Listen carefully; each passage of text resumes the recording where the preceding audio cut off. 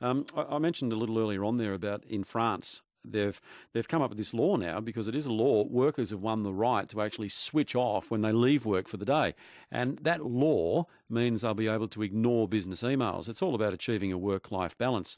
The unions are celebrating. They say it's a win for the workers. Should we look at it here in Australia? I've got to say, I'm surprised that we're even having this discussion because surely when you leave work, you don't check your emails. Look, I'm guilty of it, but fortunately, I work in an industry which is 24/7. That's not to say that I'm rostered on that time, but there's an expectation there, I think. Look, a lot of people, when they leave work, they put the mechanism on saying you're out of the office, so they're bounced back, but there's still that temptation to look at the actual emails. Joining us on the line now is Tony Wilson, who's a workplace performance expert. Good morning, Tony. Morning, Tony. How are you? Yeah, I'm well, thanks. I'll just put the call out there first up about anyone who does find themselves in a situation where they can't help but look at their work emails, or whether that causes a little friction, which is something we spoke about yesterday. 96900 693 13 13 32. Well, Tony, is this a good thing the French have come up with? I think it's a great thing. I heard what you just said before about people, surely people don't really check their emails out of work, but pretty much everyone does. And depending on the organisation you're in, there's an expectation that you will get back to people when they email you, regardless of when it is. Even if you've got that mechanism on that says you're out of the office, you're on leave until January 30, if you've got any details or any queries, contact this person on this number. Yeah, well, I think the main thing the French are getting at is that it's mainly the emails, the internal email. So an email from your boss after hours is generally the one you feel most inclined to answer. I think a lot of the external emails that come in from outside the company, customer requests or whatever, a lot of those we tend to, we might leave till tomorrow or forward on to someone else, like you said. But when it comes to the boss getting in touch with us, we have this urgency or this need to respond to them.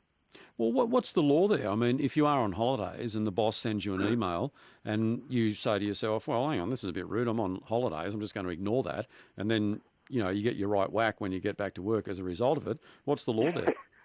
Well, I think this is the problem. I'm not sure that there is a law around it, and I think that's what the French have done here.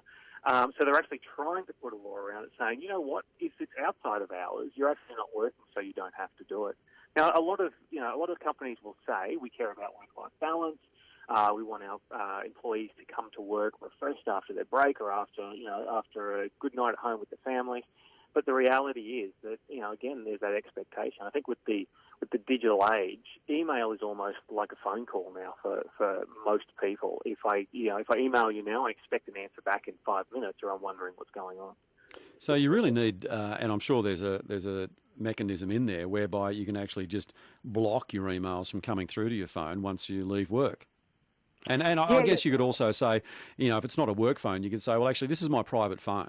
This is my private phone. You don't supply me with one, therefore I'm not accepting the emails. Yeah, you know what? Once again, it would be great to be able to say that, but most people aren't. And again, there's that expectation. I've just worked with a company recently where they've set up their servers so the email, if you send an email after 6 p.m., it will not send. It still is on the server until the next day around 8 a.m. So no one then has that urgency. No one sees it there and thinks, oh, man, I need to get back to this. And the message there is, look, if it's really, really urgent, if there's something earth-shattering, then someone needs to ring you. And that becomes an exceptional circumstance. But, I can't, if I'm a manager in an organisation and my day is really busy with meetings, I can't be sending emails to people then at 10 p.m. expecting them to get back to me. Right, as I said, 96900 693 13 13 32. Is this all starting to sound a little familiar to you? Have you got the boss emailing you every so often while you're on leave or even after you get home and you feel compelled to actually respond to it? Tony, we're speaking with Tony Wilson, a workplace performance expert. The unions in France, as I said in the introduction, are high-fiving each other. I think this is a huge win for the workers. Is it something the unions here might look at in time? Well, I think eventually we will. I mean, there's the whole fairness aspect of it. I'm paid for 40 hours a week or whatever it is, but now I seem to be on call, another 3 or 4 hours at night when I go home. So, I'm sure the unions look at that and think, you know what, that's not in our agreements and that's not really fair. But then from an employee's point of view, you want your workers to turn up every day and work at their best. And I think when we're constantly on, we're under that sort of small amount of stress, sort of almost 24/7, trying to get back to these, reply to these emails and keep people abreast of what's going on. we turn up every day to work a little jaded, and we're not quite as refreshed and sort of ready to be as productive as we could possibly be. So with the health benefits there, or the health disadvantages, is that something the employers are conscious of? I mean, it could actually be detrimental. Do you know what? I think employers are conscious of it.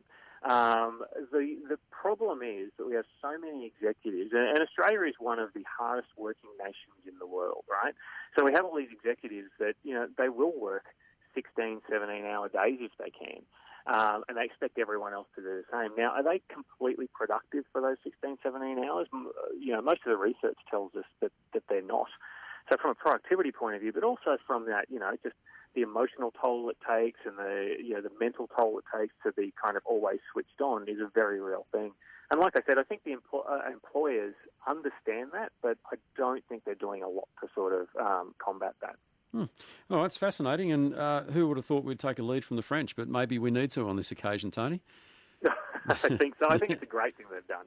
Yeah, absolutely it is. All right. But the onus is not just on the employer. The onus is also on the employee to say, okay, well, I'm not going to read the emails, and I'm going to block them or something like that. So I think, it's a two-way street. And I think in this situation where you do read emails when you're on holidays is probably more on the part of the employee anyway, I would have thought. At least that's in my case. So, Tony, thanks very much for your time.